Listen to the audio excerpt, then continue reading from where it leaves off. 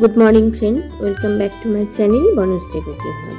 আজকে নিয়ে চলে এসেছি একটা চটপটা মজাদার স্ন্যাক্স রেসিপি। এটা হচ্ছে ফুলকপির ফুলুরি। এখন বাজারে ফুলকপি বেশ অ্যাভেলেবেল। শীতকালে ফুলকপির বিভিন্ন রকম রেসিপি খেতে বেশ ভালো লাগে, তাই সন্ধ্যাবেলায় এরকম একটা চটপটা স্ন্যাক্স হলে মন্দ হয় না। সেটা হচ্ছে ফুলকপির ফুলুরি। হাতে 10 মিনিট সময় থাকলে খুবই সহজে এই স্ন্যাক্সটা বানিয়ে নেওয়া যায়। দেখুন কিভাবে চটপটাভাবে এই স্ন্যাক্সটা বানিয়ে নিয়েছি। দেখতে যতটা ইন্টারেস্টিং হয়েছে, খেতেও ঠিক ততটাই ভালো লাগে। অবশ্যই একবার বাড়িতে বানিয়ে দেখার অনুরোধ রইল। একদম ঝটপট তৈরি হয়ে যায় রেসিপিটা, একটুও সময় লাগে না। তাই হাতে সময় কম থাকলেও বাড়িতে সামান্য একটু ফুলকপি থাকলে এই মজাদার চটপটা রেসিপিটা অবশ্যই একবার বাড়িতে বানিয়ে দেখতে পারেন।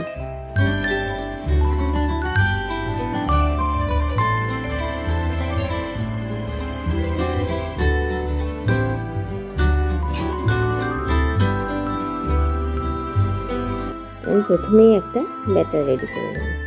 সেটা হচ্ছে একটা ডিম ভেঙে নিয়েছি, তারপর নিয়ে নিয়েছি হাফ কাপ পরিমাণ ময়দা। ডিমের সাথে তার সাথে দিয়ে দেবো আদা লঙ্কা পেস্ট 1 চামচ, তার সাথে দিয়ে দেবো 1 চামচ জিরে গুঁড়ো, আর তার সাথে দিয়ে নেব 1 চামচ হলুদ গুঁড়ো, আর তার সাথে দিয়ে নেব স্বাদ অনুযায়ী লবণ। এই সমস্ত কিছুকে দিয়ে এটা ভালোভাবে মিশিয়ে নিতে হবে যেন একটা স্মুথ ব্যাটার তৈরি হয়। প্রয়োজন হলে আপনারা একটু জলও ব্যবহার করতে পারেন। দেখুন একটু জল ব্যবহার করে নিয়ে আমি এটা একটা স্মুথ ব্যাটার রেডি করে নিয়েছি। দেখুন একটু ঘন করে বানাতে হবে, যেমন বেগুনির ব্যাটার বানানো হয় ঠিক তেমনি। আর একটু মুচমুচে বা ক্রিস্পি হওয়ার জন্য এখানে আমি দিয়ে দিয়েছি 1 চামচ পরিমাণ চালের গুঁড়ো। সেটাকেও এর সাথে ভালোভাবে মিশিয়ে নিতে হবে।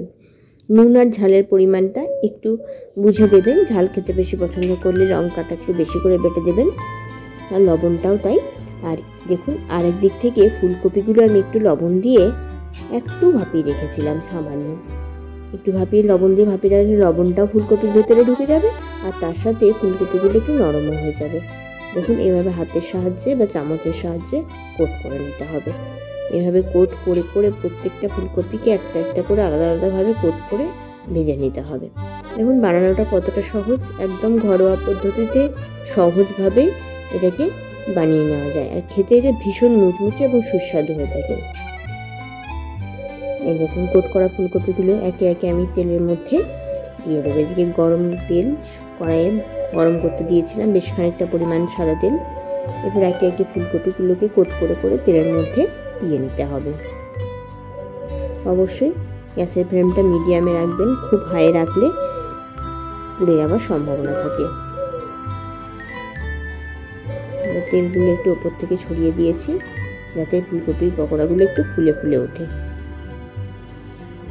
এরপর এটাকে উল্টে পাল্টে গোল্ডেন ব্রাউন করে ভেজে নিতে হবে। যতক্ষণ এটা গোল্ডেন ব্রাউন হচ্ছে ততক্ষণ এটাকে ভেজে নিতে হবে। ভাজতে একটু সময় লাগলেও এটা বেশ গোল্ডেন ব্রাউন করে ভাজা হলে বেশ মুচমুচে হয় খেতে। এরকম একদম সহজ চটজলদি রেসিপি যদি আপনাদের ভালো লেগে থাকে তাহলে অবশ্যই চ্যানেলটাকে শেয়ার এবং সাবস্ক্রাইব করবেন। এরকম ছোট ছোট রেসিপি আমি আপনাদের সাথে শেয়ার করি, তার কারণ প্রত্যেক দিন হাতের কাছে যেসব জিনিস থাকে সেই সমস্ত কিছু দিয়েই নতুন কিছু বানানোর চেষ্টা আমি আপনাদের সাথে করে থাকি সাধারণত, এবং সেটাই আপনাদের সাথে শেয়ার করি। আপনাদের যদি এগুলো ভালো লেগে থাকে তাহলে অবশ্যই চ্যানেলটাকে শেয়ার এবং সাবস্ক্রাইব করে দেবেন, আর ফলো বাটনটাকে অবশ্যই দেবে রাখবেন, তাহলে নোটিফিকেশনটা আপনার কাছে প্রথমেই চলে আসবে। দেখুন গোল্ডেন ব্রাউন হয়ে গেছে। এবার একে একে সমস্ত ফুলকপির এই ফুলুরিগুলোকে তুলে নিতে হবে। দেখতে অনেকটা হয়েছে ফুলুরির মতন, কিন্তু ভেতরে আছে ফুলকপি। এবার নাম দিয়েছি ফুলকপির ফুলুরি। অবশ্য ফুলকপির পকোড়াও বলা যেতে পারে।